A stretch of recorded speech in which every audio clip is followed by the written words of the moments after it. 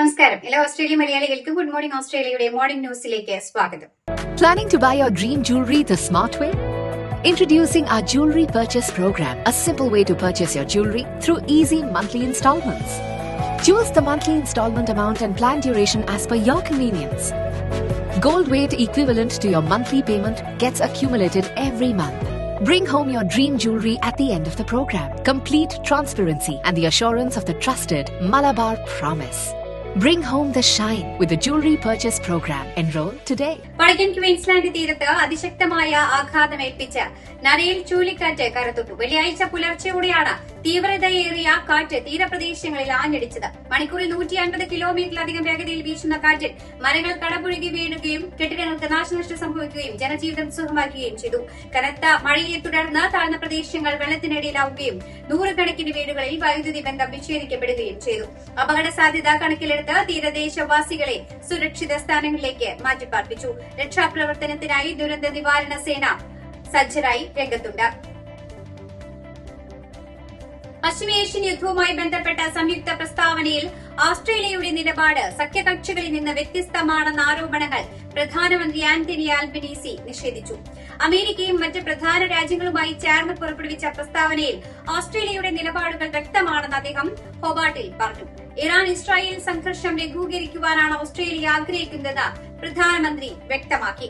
എന്നാൽ ഇറാന്റെ ആണവായുധമോഹങ്ങളെയും പ്രാദേശിക സമാധാനം തകർക്കുന്ന നീക്കങ്ങളെയും രാജ്യം ശക്തമായി എതിർത്തു. സഖ്യകക്ഷികളുമായി ആലോചിച്ചാണ് എല്ലാ തീരുമാനങ്ങളും എടുക്കുന്നതെന്നും ഓസ്ട്രേലിയ ഒറ്റപ്പെട്ട നിലപാടല്ല സ്വീകരിക്കുന്നതെന്നും അദ്ദേഹം കൂട്ടിച്ചേർത്തു. അന്താരാഷ്ട്ര തലത്തിൽ യോജിച്ച നീക്കങ്ങൾ ഇന്ധന സുരക്ഷ ഉറപ്പാക്കാൻ ആവശ്യമാണെന്നും അദ്ദേഹം പറഞ്ഞു. സിഡ്നിയിലെ ലഖൻബ മോസ്കിൽ ഈദ് ഉൽ ഫിത്തർ നമസ്കാരത്തിൽ പങ്കെടുക്കാനെത്തിയ പ്രധാനമന്ത്രി ആന്റണി ആൽബനീസിക്കും മന്ത്രി ടോണി ബർക്കിനും നേരെ വിശ്വാസികളുടെ പ്രതിഷേധമുണ്ടായി. പശ്ചിമേഷ്യയിലെ യുദ്ധ സാഹചര്യത്തിൽ ഓസ്ട്രേലിയ സ്വീകരിക്കുന്ന നിലപാടിൽ അമർഷം രേഖപ്പെടുത്തിയാണ് ഒരു വിഭാഗം വിശ്വാസികൾ പ്രതിഷേധിച്ചത്. പ്രധാനമന്ത്രി പ്രസംഗിക്കാതൊരുങ്ങിയപ്പോൾ ജനക്കൂട്ടത്തിനിടയിൽ നിന്ന് വലിയ രീതിയിലുള്ള മുദ്രാവാക്യ വിളികളും ബഹളവും ഉണ്ടായി. പശ്ചിമേഷ്യയിലെ മനുഷ്യക്കരുതി അവസാനിപ്പിക്കുവാൻ ഓസ്ട്രേലിയ കാര്യമായ ഇടപെടലുകൾ നടത്തുന്നില്ലെന്ന് പ്രതിഷേധക്കാർ ആരോപിച്ചു. ബഹളം രൂക്ഷമായതോടെ പ്രധാനമന്ത്രിക്ക് തന്റെ പ്രസംഗം പാതി വഴിയിൽ ഉപേക്ഷിച്ച് മടങ്ങേണ്ടി വന്നു. ജനാധിപത്യ രാജ്യത്ത് അഭിപ്രായ പ്രകടനത്തിന് അവകാശമുണ്ടെങ്കിലും ആഘോഷവേളയിലെ പ്രതിഷേധം ദൌർഭാഗ്യകരമാണെന്ന് പ്രധാനമന്ത്രി പിന്നീട് പ്രതികരിച്ചു. പശ്ചിമേഷ്യയിൽ തുടരുന്ന ഇറാൻ ഇസ്രായേൽ യുദ്ധം ഓസ്ട്രേലിയയിലെ മരുന്ന് വിതരണ ശൃംഖലയെ വലിയ രീതിയിൽ പ്രതിസന്ധിയിലാക്കുന്നു. വിദേശ രാജ്യങ്ങളിൽ നിന്നുള്ള മരുന്നുകളുടെ ഇറക്കുമതി തടസ്സപ്പെടുന്നത് രാജ്യത്ത് ജീവരക്ഷാ മരുന്നുകൾക്ക് ഉൾപ്പെടെ ക്ഷാമമുണ്ടാകുവാൻ കാരണമാകുമെന്ന് ആരോഗ്യ വിദഗ്ധർ മുന്നറിയിപ്പ് നൽകി. അന്താരാഷ്ട്ര കപ്പൽ ഗതാഗതത്തിലും വിമാന സർവീസുകളിലും ഉണ്ടായ തടസ്സങ്ങളും ഇന്ധനവില വർധനവുമാണ് ഇതിന്റെ പ്രധാന കാരണമായി ചൂണ്ടിക്കാണിക്കപ്പെടുന്നത്. മരുന്നുകളുടെ വിതരണ ചെലവ് കുതിച്ചുയരുന്നത് വരും ദിവസങ്ങളിൽ വിപണിയിൽ വലിയ വിലക്കയറ്റത്തിന് ഇടയാക്കും. അത്യാവശ്യ മരുന്നുകളുടെ ശേഖരം ഉറപ്പാക്കാൻ സർക്കാർ അടിയന്തര നടപടികൾ സ്വീകരിക്കണമെന്ന് മെഡിക്കൽ അസോസിയേഷൻ ആവശ്യപ്പെട്ടു. ജനങ്ങൾ പരിഭ്രാന്തരായി മരുന്നുകൾ വാരിക്കൂട്ടുന്നത് ഒഴിവാക്കണമെന്നും ആരോഗ്യ മന്ത്രാലയം അഭ്യർത്ഥിച്ചു. മെൽബണിലെ ക്ലേട്ടൺ ഷോപ്പിംഗ് സെന്ററിലെ എസ്കലേറ്ററിൽ യുവതിയെ ക്രൂരമായി കുത്തിപ്പരിക്കേൽപ്പിച്ച സംഭവത്തിൽ 16-കാരനായ ആൺകുട്ടിയെ പോലീസ് അറസ്റ്റ് ചെയ്തു. ആക്രമണം നടന്നതിന് തൊട്ടു പിന്നാലെ ക്ലേട്ടണിലെ ഒരു മെഡിക്കൽ സെന്ററിൽ വെച്ചാണ് പ്രതിയെ പോലീസ് സാഹസികമായി പിടികൂടിയത്. കുത്തേറ്റ 40-കാരിയായ യുവതി നിലവിൽ മെൽബണിലെ ദി ആൽഫ്രഡ് ആശുപത്രിയിൽ അതീവ ഗുരുതരാവസ്ഥയിൽ ചികിത്സയിൽ തുടരുകയാണ്. അറസ്റ്റിലായ കൌമാരക്കാരനെതിരെ വധശ്രമം, ആയുധം കൈവശം വയ്ക്കൽ, മോഷണം തുടങ്ങിയ നിരവധി ഗുരുതരമായ കുറ്റങ്ങൾ ചുമത്തിയിട്ടുണ്ട്. നേരത്തെ ജാമ്യത്തിലിറങ്ങിയ സമയത്താണ് പ്രതി വീണ്ടും കുറ്റകൃത്യം ചെയ്തതെന്ന് നിയമവ്യവസ്ഥയ്ക്ക് വലിയ വെല്ലുവിളിയായിട്ടുണ്ട്. പ്രതിയെ ഉടൻ തന്നെ ചിൽഡ്രൻസ് കോടതിയിൽ ഹാജരാക്കുമെന്ന് വിക്ടോറിയ പോലീസ് അറിയിച്ചു.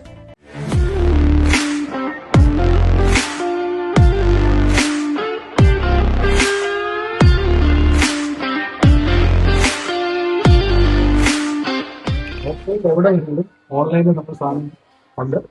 അത് പഞ്ചായത്തിനായാലും ബ്രാഞ്ചൊക്കെയായാലും സർക്കാരാണെങ്കിലും മുനിസിപ്പാലിറ്റിയാണെങ്കിൽ 2-3 ദിവസം സംഗതി എത്തിയിരുന്നു. ഇപ്പം വിക്ടോറിയയിലെ എല്ലാ കടയിലും ഞങ്ങൾക്ക് കൊടുക്കാൻ പറ്റുന്നുണ്ട്. നിങ്ങൾ എല്ലാവരും മേടിക്കണം. വിക്ടോറിയയിലെ പ്രമുഖ മലയാളി സംഘടനയായ സമത ഓസ്ട്രേലിയയുടെ ഈ വർഷത്തെ ആദ്യ ആഘോഷ പരിപാടിയായ ഈസ്റ്റർ വിഷു ഈദ് 2026 ഏപ്രിൽ 11 ശനിയാഴ്ച നടക്കും. മെൽബണിലെ ക്ലേട്ടൺ ഹാളിൽ വെച്ച് വിപുലമായ സാംസ്കാരിക പരിപാടികളോടെയാണ് ആഘോഷം സംഘടിപ്പിച്ചിരിക്കുന്നത്.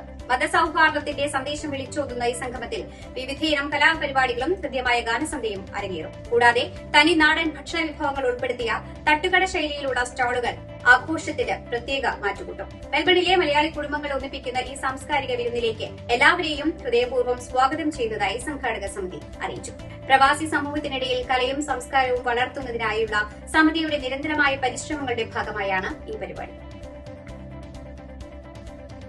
മധ്യപൂർവേഷ്യൻ സംഘർഷത്തിനിടെ സൗദി അറേബ്യയിലെ റിയാദിൽ ഒരു ഇന്ത്യക്കാരൻ കൊല്ലപ്പെട്ടു. ഈ മാസം 18-നാണ് ഇന്ത്യൻ പൌരൻ കൊല്ലപ്പെട്ടത്.